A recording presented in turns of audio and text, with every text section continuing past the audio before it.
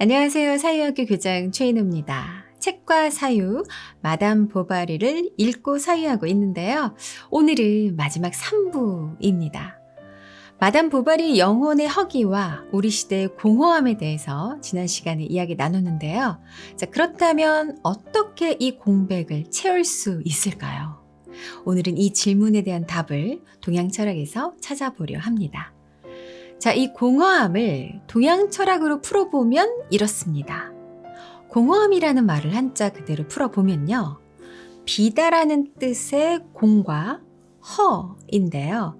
이 허는 또 다른 뜻으로 하늘을 의미하기도 합니다.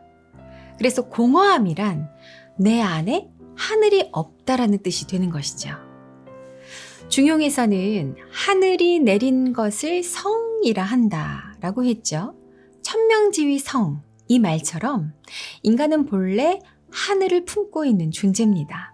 그런데 살아가며 땅의 것이죠. 곧 외형과 물질만 추구하다 보면은 내 안에 하늘이 무감각해지고 결국 그것을 놓치게 됩니다. 이때 하늘의 역할을 하는 것이 바로 영혼이죠. 그 영혼을 돌보지 않고 물질만 추구할 때 우리는 바로 공허함에 빠지게 되는 겁니다.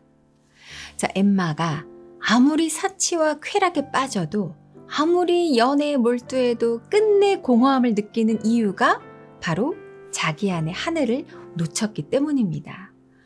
자, 그럼 이 공허함을 어떻게 채울 수 있을까요? 앞서 다 이야기했지만 정리하면 두 가지로 챙겨볼 수 있습니다. 자, 첫째는 상기, 기억해내는 것입니다. 영혼은 이미 내 안에 있죠. 그것이 없어서가 아니라 내가 그 존재를 인식하지 못해서 공허해지는 것이죠. 사람들에게 당신 안에 영혼이 있습니다 라고 하면 다들 안다고 하죠.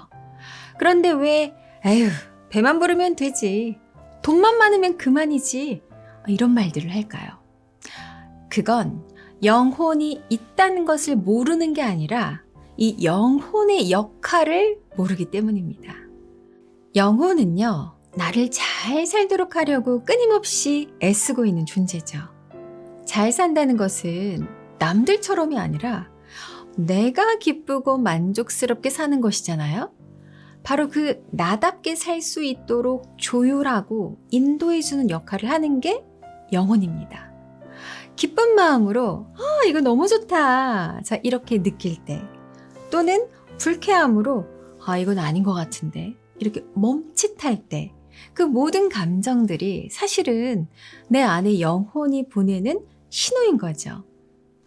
자, 공허함을 채우는 방법 둘째는요, 나의 영혼이 보내는 신호를 해석하는 능력입니다. 엠마는 자신의 영혼이 보내는 신호를 오해를 했습니다. 허기지고 외로웠던 이유는 감정적으로 불안해서가 아니라 영혼이 그녀에게 나 자신을 챙겨 이렇게 알려주는 것이었거든요. 하지만 엠마는 그 신호를 욕망의 결핍으로 착각하고 계속해서 새로운 소비를 하거나 새로운 남자에게서 허기를 채우려 했죠. 문제는 그 길이 자기의 길이 아니었기 때문에 갈수록 더 허기지고 더 방황하게 된 겁니다. 엠마가 사실 남편 샤를르와 결혼한 것도 그렇게 사랑해서가 아니었습니다. 그의 조건이 자기가 꿈꾸던 소설 속의 낭만을 이루어줄 거라고 믿었기 때문이죠. 그러니 애초부터 진짜 욕망이 아니라 타인의 욕망, 사회적 판타지를 쫓았던 것입니다. 그럼에도 엠마가 결혼 이후에 스스로를 돌아보면서 마음의 신호를 읽을 수 있었다면 바로잡을 기회가 있었을 겁니다. 우리 일상 이야기로 이 얘기를 좀 더 이어가 보면요. 육신의 욕구는 우리가 시시때때로 올라오죠. 우리가 막 이것도 하고 싶고 저것도 하고 싶고 그렇잖아요. 그런데 어떨 때는 살짝 좀 뜨끔하거나 불편한 때가 있죠. 그게 바로 내 안에 영혼의 목소리입니다. 물론 영혼이 기쁠 때도 신호를 보내지만 우리가 기쁠 때는 별 의식을 안 하거든요. 그런데 뭔가 좀 어긋났을 때 불쾌함이 올라오면서 왜 이러지? 하는 순간이 오거든요. 그때 나를 살리려는 내 안의 신호구나. 이렇게 인식하는 것. 그래서 그 신호를 놓치지 않는 것. 그게 영혼을 돌보는 첫걸음입니다. 엠마가 외도를 할 때요. 물론 쾌락도 있었지만 동시에 불행함도 느꼈습니다. 그건 분명히 영혼의 신호였죠. 자, 엠마가 아버지의 편지를 받고 과거를 떠올리는 구절이 있는데요. 읽어볼게요. 그녀는 햇빛이 가득하던 여름날 저녁을 생각했다. 사람이 지나가면 망아지들이 울어대면서 뛰고 또 뛰었다.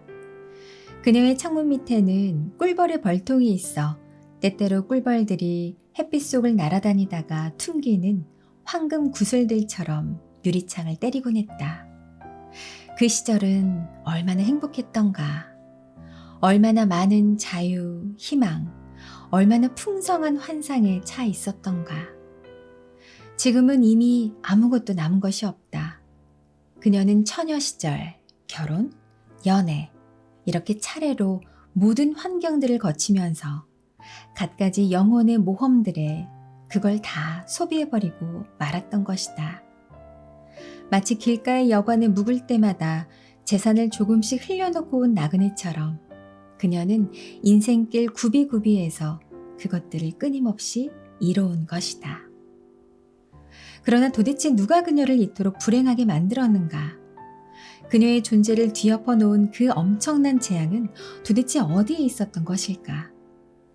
그녀는 다시 얼굴을 들어 그녀를 괴롭히는 것의 원인을 찾아내기라도 하려는 것처럼 주위를 돌아보았다. 네, 아버지의 편지로 이렇게 문득 자신의 옛 시절을 뒤돌아보면서 현재 자신이 어떤 상태인지 선명하게 알아차린 순간이 이렇게 있었습니다.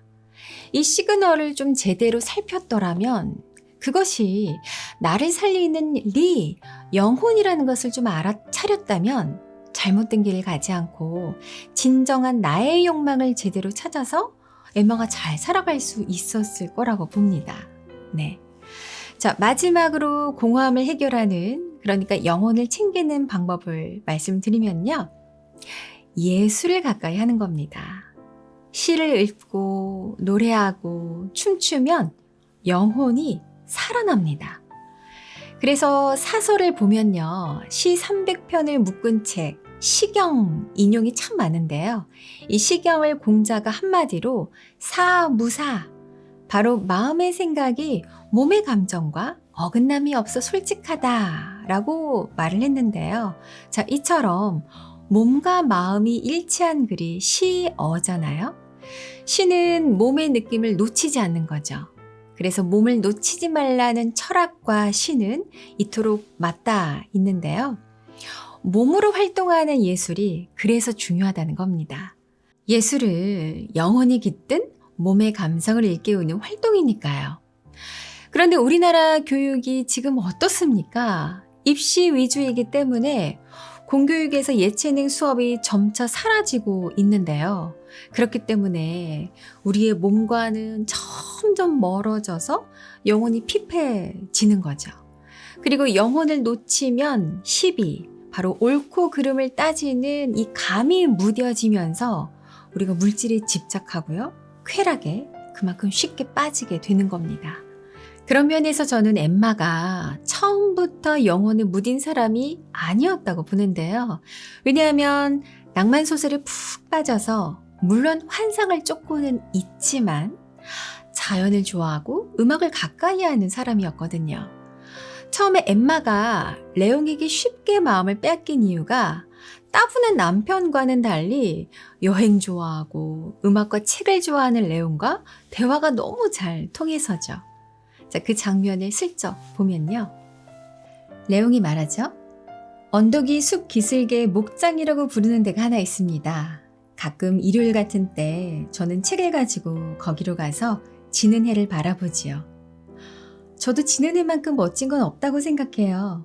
하고 그녀가 계속했다. 바닷가에서 보면 특히 나요. 오, 저는 바다를 너무나 좋아해요. 하고 레옹이 말했다. 그리고 말입니다. 보바리 부인이 말을 받았다. 그 끝없이 넓은 세계 위에서라면 마음이 한층 더 자유롭게 방황할 것 같지 않으세요? 그걸 가만히 바라보기만 해도 영혼이 고양되고 무한이나 이상 같은 것을 생각하게 되지 않겠어요? 당신은 음악을 하시나요? 하고 그녀가 물었다. 아니요, 하지만 매우 좋아해요. 하고 그는 대답했다. 이렇게 음악 얘기를 또 이제 나누는데요.